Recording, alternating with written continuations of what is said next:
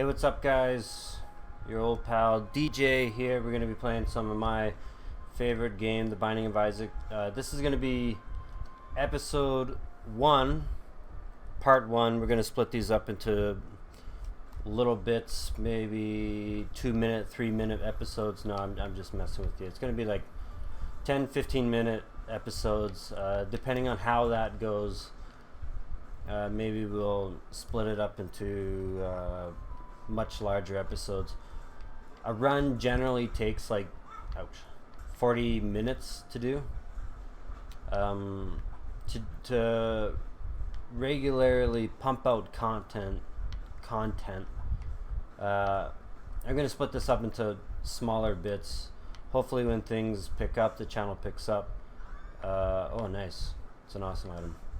We're going to be able to make those larger episodes, and hopefully we'll be able to do like special episodes where we can have a discussion, we can do whatever. And hopefully I can provide you guys, the listeners, the viewers and listeners, unless you're just listening to the commentary, which I'm going to tell you right now is a big mistake, but whatever.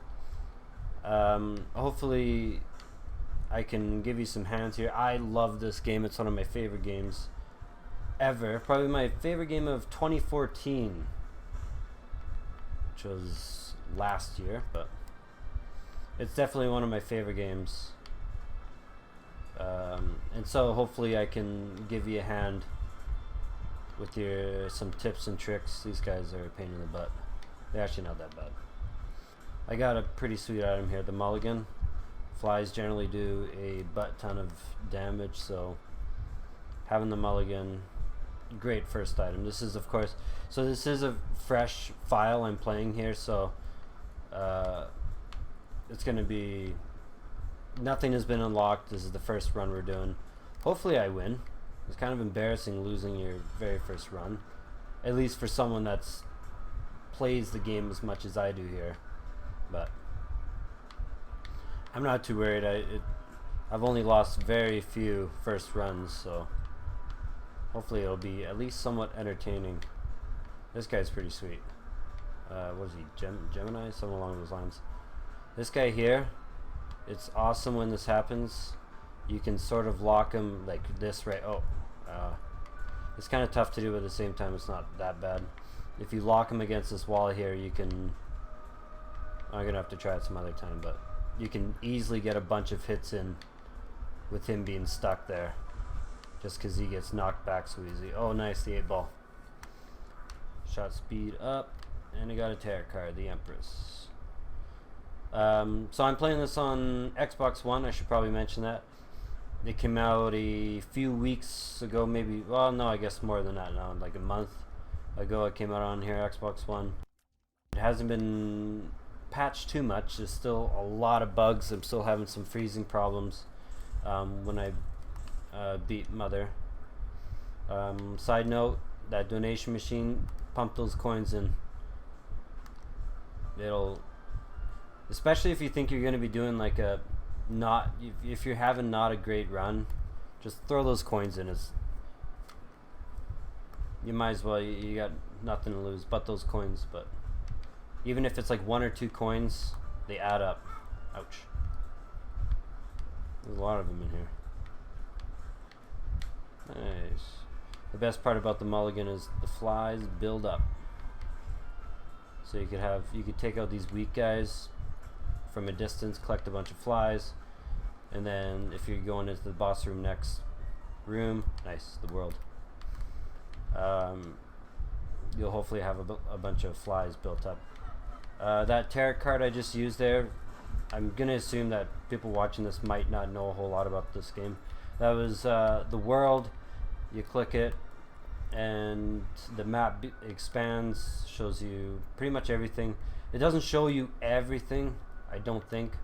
There's still some stuff that are hidden. Just secret rooms, like super secret rooms. That one I just went into is like a basic secret room, but there's super secret rooms. I also picked up infamy there, damage reduction. Sometimes I'll get away with not getting hurt, which is always nice, especially if you're because there's a few achievements and a few unlocks where you have to survive, like the depths or the womb or whatever, without getting hit once. Infamy definitely makes it a lot easier. The goat head's pretty good too. At least if you're into sacrificing and or angel rooms and stuff, the goat head's always fantastic.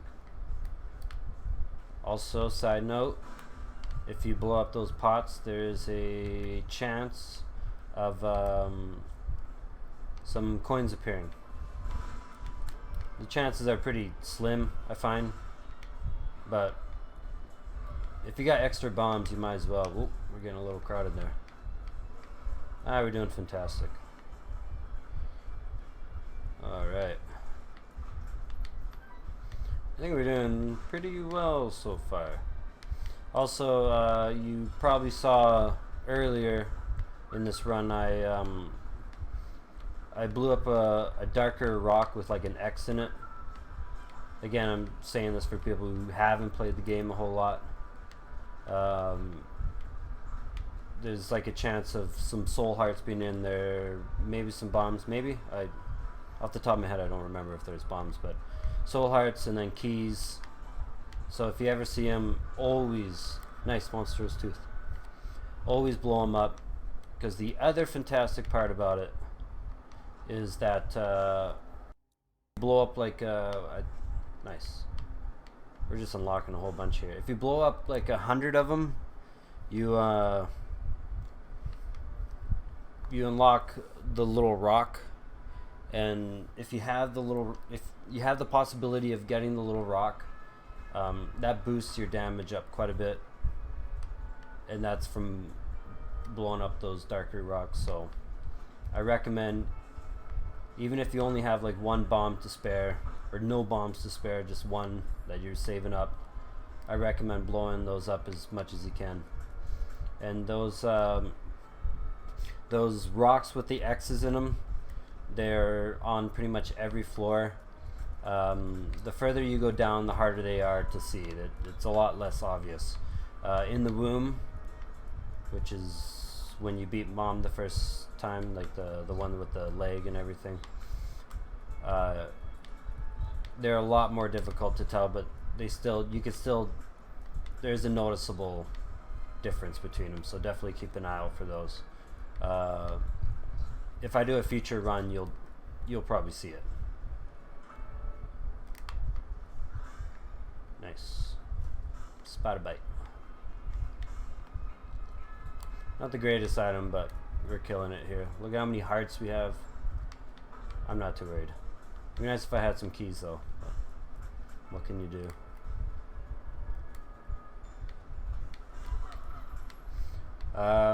Some other tips if you're playing on Xbox One, or if you're playing on PS4 or even the PC, there is, I don't know what it is on PC, but on the PS4, if you touch the touchpad,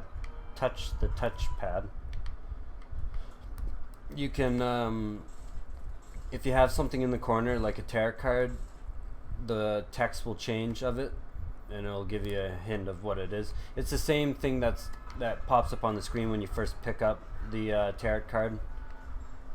So don't expect too much of a hint, but still, if you forget what the hint is for like the Queen tarot card or the World or the Tower or anything like that, that can sort of help you out here. We got some pills. Always take pills. Yes, unless you're in like a true binding of Isaac, that you can't really sacrifice a heart, but then again, you might get full health.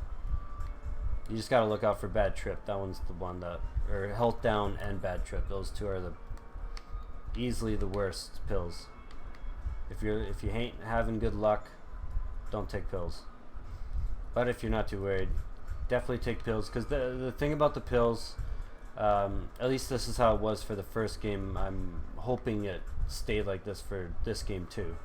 I assume it did, but there's pills that say like tears up, so you have like more fire rate, higher fire rate, and then there's pills that say tears down, the percentage of the rate at which it increases is far greater than the rate that it decreases. I'll have to actually pull out the numbers out sometime, but at least in the first game, so hopefully it's true in this game too. So really, unless you have like 1 or 2 health that you're afraid of losing, it's always beneficial to take pills, especially since if you take a pill and it's a bad pill, next time you pick up the exact same pill, it'll remind you and say in the corner that, hey, this is not a good pill. You took this pill last time, it is still not a good pill. It's always nice to get like the PhD. If I ever see that in store, I try to get it. It's not very realistic. You can't really, well, I guess you do sort of buy a PhD, but if you ever pick that up, that's a good one, because any pill that you find in the future is a good pill. For some reason it also says like paralyzed, whatever, is a good pill. But even so, the amount of different pills you can get, it definitely makes a big difference. Nice, we got full health. We are kicking butt here. Your runs are never as good as your first run. That's what I noticed. But then again, the further you get, there's a point in the game where it says like difficulty increased, and you're like, that's not really what I wanted. But hopefully by then you've picked up the skill that it's not too much of a big deal. How we doing? Caves 2. We're doing actually very well here. I'm gonna wrap this episode up very soon. Like I said, it's just gonna be a short one. A very, whoop, my bad. Oh, that's a terrible pill too, amnesia. I don't even bother trying to remember these levels anymore. The second I get amnesia, it's look for the treasure room, look for the exit, get out of here. I'm gonna beat this boss and then I'm gonna wrap this video up, and hopefully it's been somewhat entertaining. Hopefully my voice has been as beautiful as it has been to listen to. My that sentence was a failure, but forget it. These guys are always a nightmare too, the ones that are on fire. They haven't been that bad. The ones you really gotta look out for, the jumping ones with the blood, because anytime they land, of course, for one, they're quite vigilant, and it seems like they're more vigilant than the other ones. But when they land, they shoot out in every direction, so it's a bit of a pain in the butt here. Nice. Was that 4 and 1? It's called skill. Oh, look out. Oh, that's not too bad. It's always cool when they do this, the quad room attack. There's rooms later on, by the way, avoid things like that. That one I've learned to avoid. I don't even remember what it does anymore. It's, what is it, the last page or something like that? That one's annoying. The crystal skull is ridiculously annoying. I have made the mistake of picking that one up so many times. It's not a good item. If trinket. If you see the crystal skull, avoid it. Don't pick it up. It'll make your life hell. I don't remember. I think that was just more annoying than it is helpful. Nice. Polyphemus. I can't read. Whoa, the walls. The walls are bugging out. This is what I meant when I said that the Xbox One is a tad bit more buggy than at least the other ones. I haven't had any bugs with the PC version, and I haven't had any bugs with the PS4 version, so I haven't tried the Wii U version or the 3DS version. I've heard that the same bugs are over there, so I don't know what happened, why that happened. This guy's annoying, the fatty. Mostly because when he jumps up, generally he comes down fairly fast too. He's not doing, yeah. That's his main attack, that's annoying. He's got that second attack, that one's easy to dodge, just keep moving. Oh, boom, done. Oh, I unlocked a little chubby. Caffeine pill, that one's not the most helpful. Oh, my eyes. My eyes. And My pills have not been good this time. Nice. In the future, you can bomb this guy when he comes alive. That's going to be way further down the road. Okay, I'm not going to even bother exploring the rest of this area. The fact that I have amnesia, normally I would, but the fact that I have amnesia makes it a huge pain in the ass to navigate back. So I'm just going to keep going. Going to go down. And I'm going to wrap this episode up. Thanks for watching, guys. Hopefully this has been somewhat entertaining. Hopefully you've learned a bit. The next episode is going to be extremely short because it's just depths and depths 2. So at least check that out still. You don't want to miss what's going to happen next. I'm going to tell you that. It's probably just going to be the same old, but thanks for watching, guys. And hey, don't forget to check out my other channel, Sunset Special. It's an entertainment channel. It's an extremely low budget entertainment channel. There's a few laughs. I think it's funny. If you think I'm somewhat entertaining here, there's a possibility you'll find me entertaining there. So definitely check that out, Sunset Special. Thanks for watching.